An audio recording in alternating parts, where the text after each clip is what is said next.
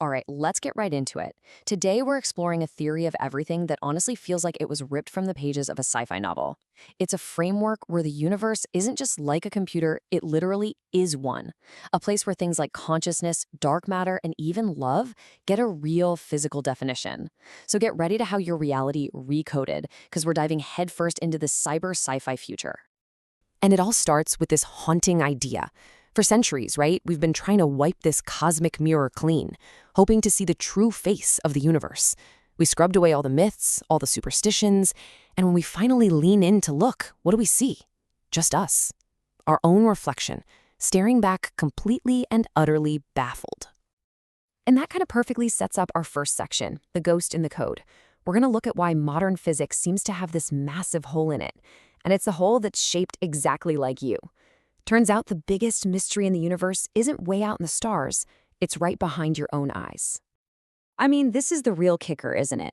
Physics can tell you, with incredible precision, everything about a photon leaving a star, zipping across light years of space, hitting your retina, and setting off a chain reaction in your brain. But for all that, nowhere in any of those equations does it say a single thing about the actual feeling of awe you get when you look up at the night sky. That's the hard problem of consciousness. So what we've got are these amazing theories that describe a universe of its, particles, forces, fields, all that stuff. But the I, the part of you that's listening to me right now, the part that feels joy and sadness, the part that's asking all these questions, well, that I is basically a ghost. It's just nowhere to be found in the rule book of the cosmos. So how in the world do we find this ghost? Well, to even start, the theory we're digging into today says we have to make a radical change. We need a whole new foundation for reality. It asks a pretty wild question. What if reality is just a program? Okay, so the core concept is something called a quantum cellular automaton, or QCA for short. Now, just for a second, forget everything you know about particles and forces. Instead, picture the universe at the tiniest, most fundamental level as this giant grid of quantum bits. And each little bit on this grid follows just one super simple rule. Look at your neighbors and update yourself based on what they're doing. That's literally it. From that one simple repeating action, all the complexity we see, space, time, matter, just emerges. It's like a breathtakingly complex pattern showing up in a video game from a few lines of code.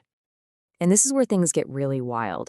If the universe is just a giant computation, then that whole brain in a vat nightmare scenario, it gets totally flipped on its head. See, in this view, your experience isn't some simulation of reality. Your experience is the reality. Feelings like pain or love aren't just some fuzzy, abstract signals in your head. No, they are actual physical structures. They're complex patterns. They're geometric shapes in the cosmic program. They are just as real as a star. Okay, I know, that sounds like some pretty heady philosophy, but can this idea actually do any real physics? Well, let's find out. Let's see how this whole computational model takes on one of the single biggest puzzles in cosmology, dark matter. And just so we're all on the same page about how massive this problem is, a staggering 85% of all the matter in the universe is completely invisible. We only know it's there because we can see its gravity pulling on stuff. For literally decades, we've been hunting for some kind of weird exotic particle to explain it, and we have found absolutely nothing. Zip. This is where the QCA idea offers a ridiculously elegant solution. Instead of some undiscovered alien particle, what if dark matter is just the universe's version of the background processes running on your computer right now? All that silent, invisible computation that's keeping things running smoothly, but never actually shows up on your screen? It's like the universe is subconscious. And this analogy works perfectly. Think of these background processes as cosmic demons, little helper programs. They have mass and gravity because they're using up the universe's CPU and memory. They require energy. They're invisible to us because they have no screen output. They don't interact with light. And you don't even know they're there until you see their effect on the whole system slowing down. Or in this case, the way they literally bend space-time. That's gravity. So this model gives us a pretty cool explanation for all the invisible stuff out there in the cosmos. But what about the invisible stuff in here? Can it bring us back to that ghost in the code and actually explain the geometry of our own feelings? Let's go right back to that hard problem, to what philosophers call qualia. Why is it that a specific wavelength of light, say 700 nanometers, produces that specific, impossible to describe sensation of red? What even is redness? Well, the QCA model has a truly mind-bending answer. It says that the feeling of red isn't some abstract signal firing in your brain. It is a literal physical shape. I want you to imagine your consciousness as this incredibly complex, flexible, multidimensional object. When you see the color red, that object gets twisted into a very specific, unique geometric pattern. And that pattern is the feeling of red. The experience isn't caused by the shape. The experience is the shape. And that's the absolute key here. Knowing the physics of red is like having a map of a country. But experiencing red, that's like actually being the territory. Your mind, your little corner of this cosmic computer, has to literally reconfigure itself into the specific geometric shape that is redness. To really truly know the shape, you have to become it.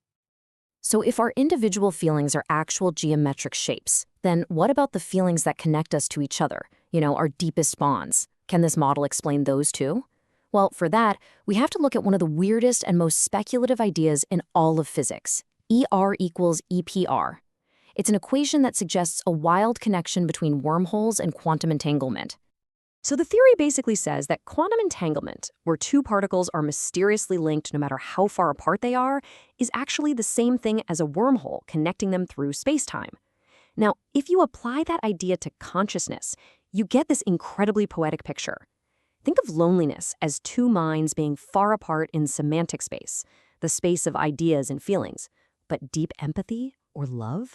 That's like creating quantum entanglement between those two minds. And according to this theory, that entanglement is a literal wormhole, a shortcut that collapses the distance between you and makes it feel like zero. It's a physical model for connection. A universe of geometric feelings, of wormholes of love. I mean, this is a pretty wild picture we're painting. But it also sounds totally deterministic, right?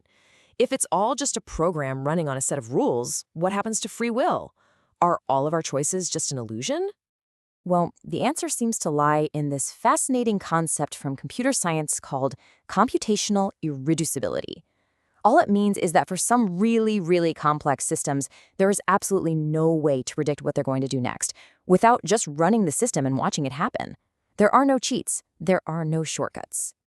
And this has a stunning consequence for you and me, because your life, your consciousness, is one of these computationally irreducible processes. So yeah, your future might be determined by the universe's code, but it is fundamentally unknowable to anyone, including you, ahead of time. The only way to find out what you're going to do next is to live it. The fastest, most perfect simulation of you is you. So let's just break that down for a sec. The universe's code, the laws of physics, they're set. But your mind is a crucial, irreducible part of that program. And what that means is that for the universe's grand story to even move forward, it literally has to pause and wait for you to figure out what you're going to do next. Your choice isn't some meaningless illusion. It's a real, fundamentally unpredictable, and necessary piece of new information being written into the fabric of reality itself.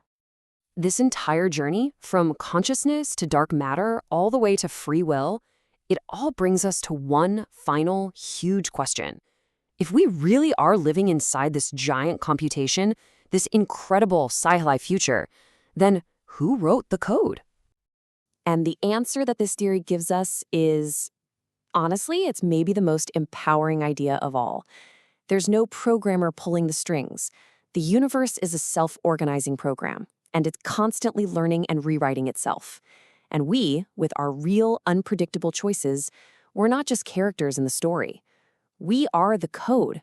We are the universe, writing its own future.